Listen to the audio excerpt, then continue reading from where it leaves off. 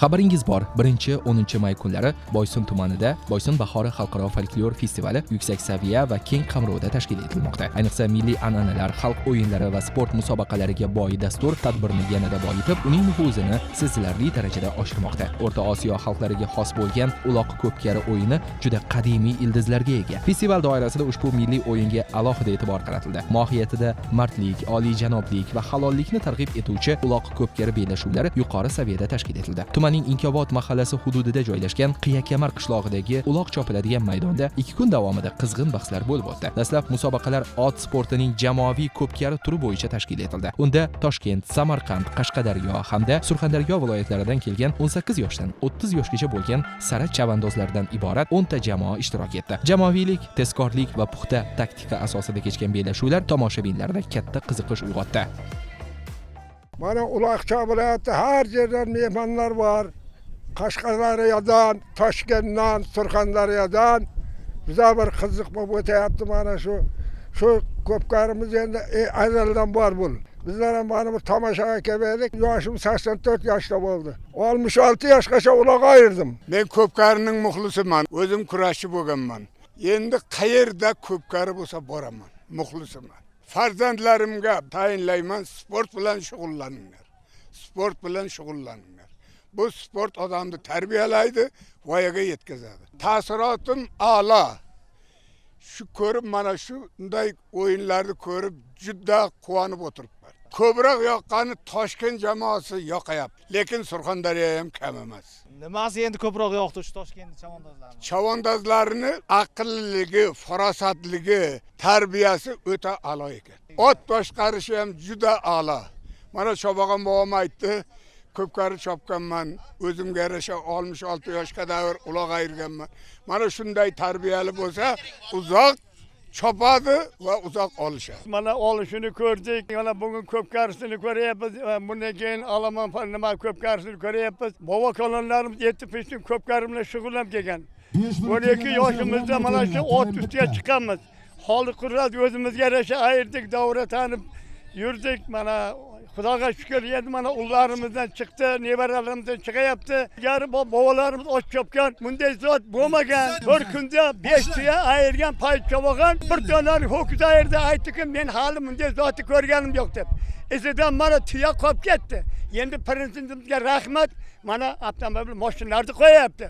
Aytish kerakki, uloq ko'pkari musobaqasining jamoaviy yo'nalishi asosan Qozog'iston, Qirg'iziston va Sirdaryo, Samarqand, Toshkent vodiy viloyatlariga xos ot sporti o'yini sanaladi. Lekin keyingi paytlarda jamoaviy ko'pkari musobaqalari respublikamiz bo'ylab ancha ommalashyapti. 2022-yilda Termiz tumanida o'tgan ana shunday uloq ko'pkari musobaqasi 2025-yilda viloyatning asosiy Navro'z bayrami sayillari doirasidagi ko'pkari o'yini ham aynan jamoaviy tarzda o'tkazilgan edi. Mazkur uloq musobaqasi qoidalari va ko'rinishi jihatidan olomon ko'pkariga ham o'xshaydi. Lekin jamoaviy ko'pkarada har bir tomonda 4 nafardan o'yinchi ishtirok etadi. O'yinning asosiy maqsadi o'rtada talash bo'lgan uloqni belgilangan aylana shaklidagi marraga tashlash hisoblanadi. Belgilangan vaqt ichida raqib darvozasiga qaysi jamoa ko'p marra qilsa, o'yin so'ngida o'sha tomon g'olib deb topiladi. E'tiborlisi, Boysun bahori xalqaro festivali doirasida birinchi marta jamoaviy ko'pkari bahslari o'tkazildi.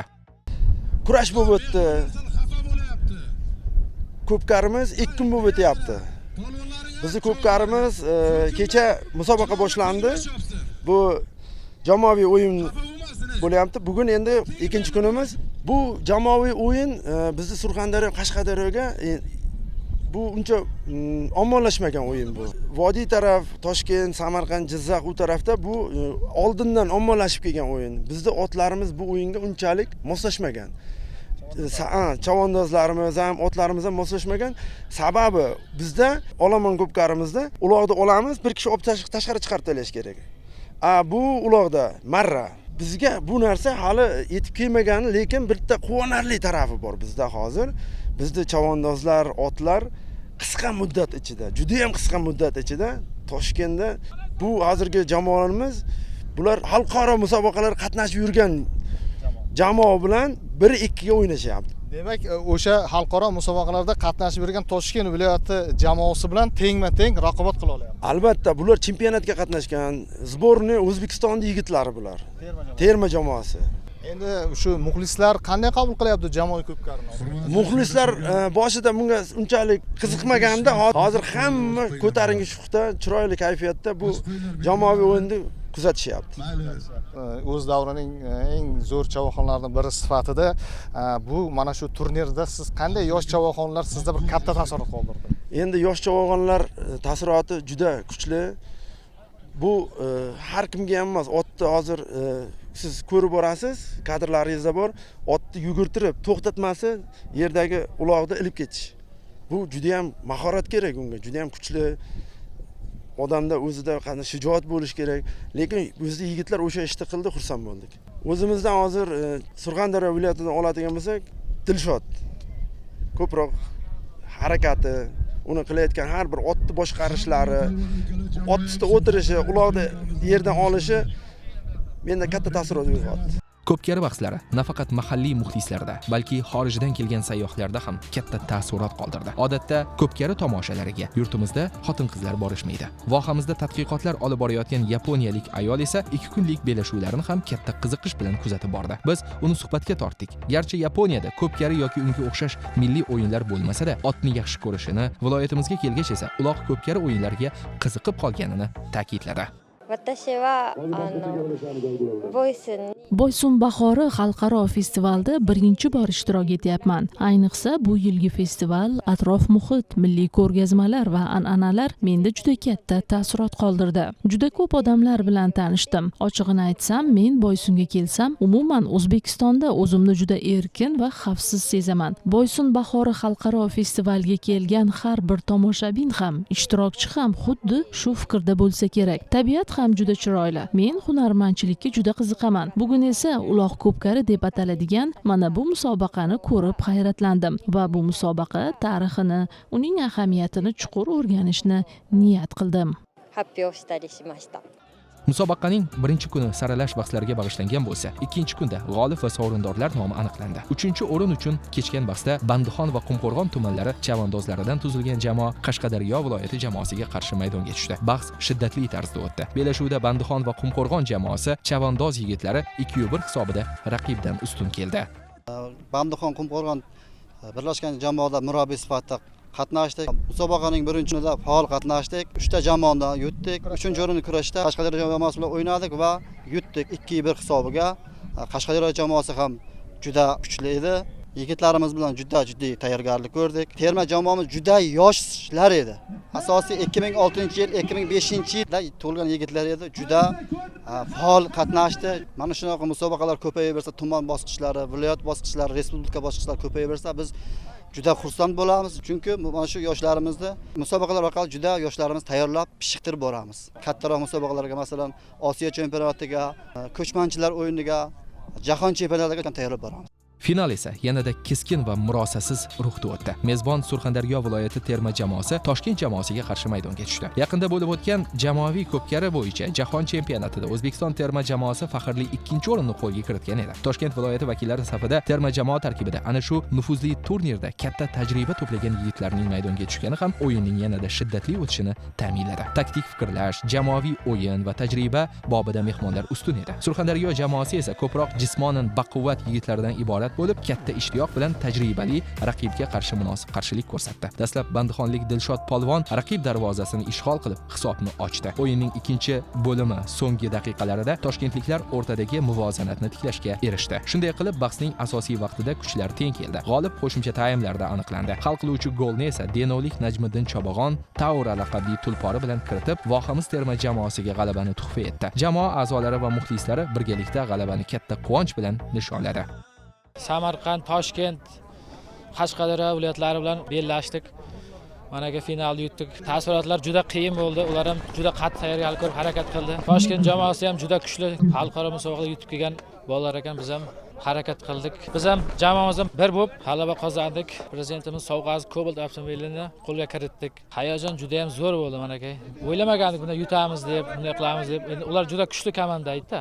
Surxondaryo muxlislarimiz katta rahmat Boysun xalqiga. Ob-havoga qaramay kelib bizni kelib qo'llab-quvvatlab turibdi. Rahmat katta shularga ham. Ikkita jamoa ham kuchli edi. O'yin oxirigacha, oxirida ham juda qattiq bo'ldi. Hal qiluvchi golni to'g'ri otim bilan tashladim. Surxondaryoga g'alaba ulashganimdan juda xursandman. Bundan keyin xalqaro musobaqalarga chiqib yurtimiz sha'nini munosib himoya qilamiz. Surxondaryoning yigitlari mana mart gapini uddasidan chiqadigan bolalar hammasi. O'yin halol bo'ldi, qiyinchiliklari bo'ldi. Muxlislarimizga va'da berdik, birinchi o'rinda oldik. Mana hammaga kattakon rahmat.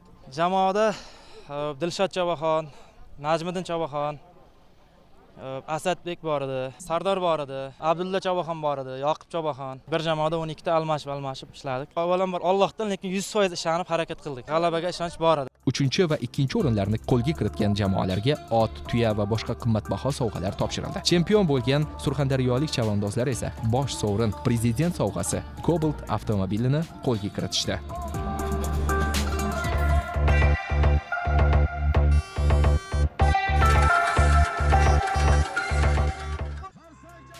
Ma'lumki, qaysi sport turi yoki musobaqa bo'lishidan qat'iy nazar, final bellashuvi juda murosasiz va keskin kurashlarga boy tarzda kechadi. Hakam sifatida bunday mas'uliyatli o'yinni boshqarish ham oson emas. Negaki, birgina xato o'yindagi hisobga ta'sir ko'rsatishi mumkin. Surxondaryo va Toshkent viloyatlari o'rtasidagi final bellashuvini samarqandlik tajribali bakovul Alisher Berdiyev boshqarib bordi. O'yindan so'ng ushbu mutaxassisni suhbatga tortib, o'yin va umuman musobaqa, jamoalar haqidagi fikrlari bilan qiziqdik. Boysun bahori xalqaro festivalga bizlar Samarqand viloyatidan komandamiz bilan keldik. Musobaqaga juda ham kuchli yuqori saviyada tayyorgarlik ko'rilgan. Respublikamizdan kelgan, qolaversa mana dunyoning har bir davlatidan kelgan mehmonlar, mezbonlar, mana chavandozlar, otbozlar juda ham bir chiroyli, haqiqiy Boysun bahori musobaqasi bo'ldi. Jamoaviy o'yinda Surxondaryo terma jamoasi bilan Toshkent viloyatining terma jamoasi final bosqichiga chiqdi. Toshkent viloyati terma jamoasi haqida aytadigan bo'lsam, ular xalqaro maydonlarda ko'rgan, jamoaviy uloqda katta yutuqlarga ham erishgan. Jahon chempionatida O'zbekiston terma jamoasidan Toshkent viloyati bolalari masalan 2-o'rinda olib keldi. Surxondaryo viloyati terma jamoasiga keladigan bo'lsak, bularda tajriba ham kam, lekin jismonan baquvvat. Bolalar Surxondaryo terma jamoasining shu qatnashgan yigitlari jismonan baquvvat, otlari ham yaxshi. Toshkentning bolalari bu taktika tarafdan juda ham ustun respublikada.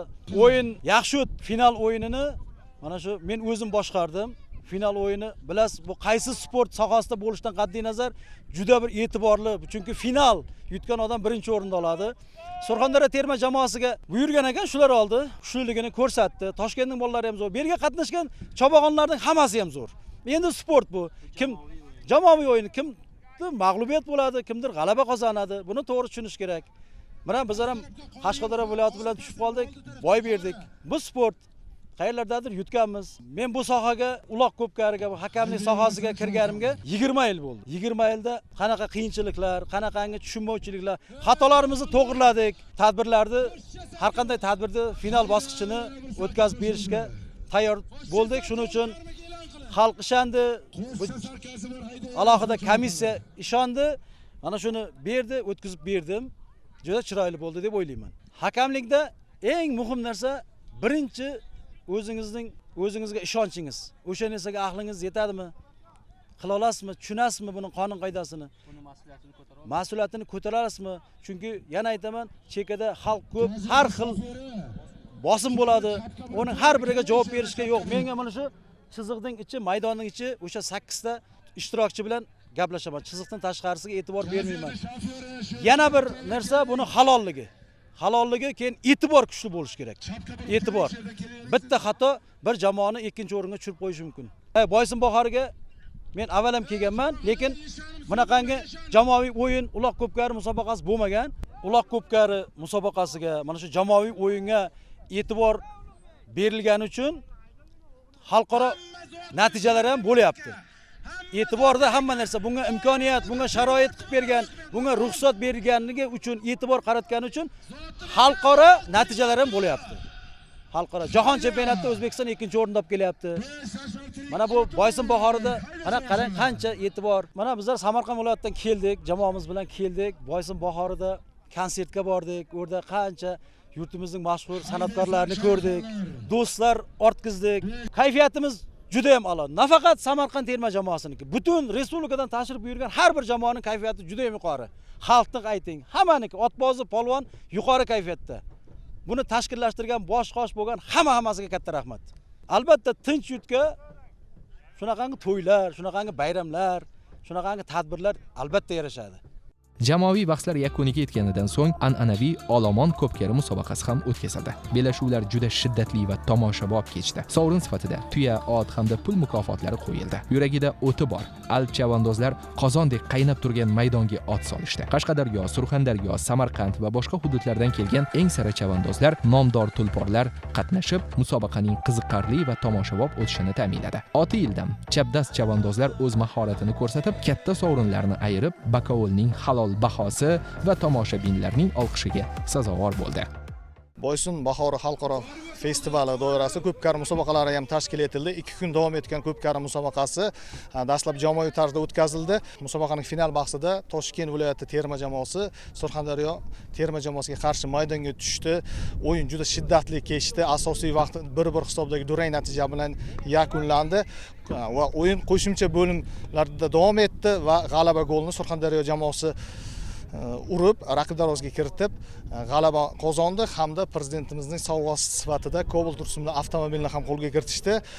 Ko'pkari jamoaviy ko'pkari musobaqasidan so'ng olomon ko'pkari musobaqasi ham tashkil etildi. Mana shu ko'pkari musobaqasida viloyatimiz va qo'shni hududlardan eng sara chavandozlar hamda nomdor tulporlar qatnashdi. Mana shu musobaqada eng katta sovrinlar qo'yildi va sovrinlarni mana shu eng mohir, abjir, bilak kuchiga ishongan chavandozlar halollab ayirib, Bekovulning halol bahosi va muxlislar olqishiga sazovor bo'ldi. 2 kundan beri mana kuzatib boryapmiz. Juda ko'p viloyatdan mehmonlar tashrif buyurdi. Kunni issigiga qaramasdan ko'pkarimiz juda ko'tarinki ruhda o'tdi. Juda shiddatli, sovuqli, mana kunni issigiga qaramay shuncha muxlislarimiz ham intizor bo'lib kutdi. Surxondaryomizni terma jamoasiga muxlislik qildi, ko'p qo'llab-quvvatlab turdi. Ko'pkari odilona o'tdi. Taniqli chavog'onlarimiz ishtirok etdi. Mana shu ko'pkarimizda odilona o'tish uchun tushgan jamoaga boshqa viloyatlardan hakamlik qildi. Mana bunday musobaqalar juda ko'p o'tilaversa, o'zimizni O'zbekiston milliy terma jamoasiga viloyatlarda saralanib mohir chavog'onlar yetishib boradi. Boysun bahori festivali bo'lyapti. Boysun bahori festivalini jamoaviy uloq ko'pkari o'yini bo'ldi. Juda chiroyli bo'ldi o'yinlarimiz. Qo'shni viloyatlardan mana chavandozlar keldi. Prezident sovg'asi qo'yildi, Cobalt avtomobili qo'yildi. Jamoalar juda chiroyli o'ynab, juda chiroyli jamoaviy kurashib, juda chiroyli o'tdi. Mana endi hozir olomon ko'pkarimiz bo'lyapti. Mana bu olomon ko'pkarimiz juda yaxshi bo'lyapti. Katta-katta sovrinlar qo'yilgan. Endi mana jamoaviy o'yinimiz juda chiroyli o'tdi. O'zimiz ham muxlislik qilib, jamoalarga emulsiya kuchayib ketib, ovozlarimiz ham bitib qoldi. Men mana shu Surxondaryo Ko'pkari uloq federatsiyasining suxandoniman. Ko'pkarilarga mana to'y ko'pkarilarga ham suxandonlik qilamiz. Mana rahmat Surxondaryo jamoamiz bugun mana prezident sovg'asi Cobalt avtomobilini olishga erishdi. 1-o'rinda oldi. Toshkent viloyati jamoasi mana 2-o'rinda oldi. Ularning sovrinlari ham nor tuya, ot, ho'kiz, qo'chqor, televizorlar berildi. 3-o'rinda olgan jamoa ham Bandixon Qumqo'rg'on jamoasi ham mana ular ham sovrinlari tuya, ot, ho'kiz sovrinlar berdi. Juda ajoyib bo'ldi. Yoshlar uchun mana shuncha sharoit qilib berib, yoshlarni sportga jalb qilib, sharoit qilib bergan yurtboshimizga rahmat. Muxlislar juda ham zo'r kayfiyatda qabul qildi. Jamoaviy o'yinga ham mana juda ham kayfiyat zo'r, muxlislik qilib, muxlislar juda chiroyli o'tkazdi muxlislar ham. Chopayotgan chavandozlarimiz ham zo'r, juda aktiv ishtirok etdi. Har bir viloyatdan kelgan chavandozlar zo'r ishtirok etdi. Mana xalqimiz mana shu bugungi bo'layotgan mana jamoaviy o'yin, hozirgi bo'layotgan mana olomon ko'pkarilarimizdan xalq minnatdor. Chunki sovrinlar yetarlicha, hamma sharoit qilingan, musobaqamiz juda yuqori saviyada tashkil etilgan. Rahmat, hammaga rahmat, ishtirokchilarga ham, bizga yaqinda yordam berganlarga ham rahmat. Mana bu jamoaviy musobaqa bo'ldi, jamoaviy mana ko'p viloyatlardan keldi. Bu o'zimizni mana sportchilarimiz uchun bitta yaxshi sharoit bu ham. Bu jamoaviy musobaqaga ot chopib o'rgansa, keyin yurtimiz sha'nini himoya qilish uchun jahon miqyosida ishtirok etadi. Bu sportchilarimiz uchun juda yaxshi bir sharoit. Bir so'z bilan aytganda, festival doirasida o'tkazilgan uloq ko'pkari musobaqalari nafaqat ishqibozlar va mehmonlarda unutilmas taassurot qoldirdi, balki milliy terma jamoa uchun istiqbolli chavandozlarni saralab olishda ham muhim ahamiyat kasb etdi. Eng asosiysi, bugungi kunda davlatimiz rahbari tomonidan yilqichilik, ot sportini rivojlantirishga qaratilayotgan e'tibor natijasida asrlar osha yashab kelayotgan xalqimizning qadim qadriyati bo'lmish mardlik, halollikni targ'ib etuvchi ko'pkari musobaqasi Surxondaryo viloyatida yanada ommalashyapti. Bu islohotlar samarasi vohadan ko'plab mohir chavandozlar yetishib chiqayotganida, aholi xonadonlarida qorabayir zotli otlar boqilayotganida ham katta uloq ko'pkari musobaqalari tashkil etilayotganida ham aks etmoqda.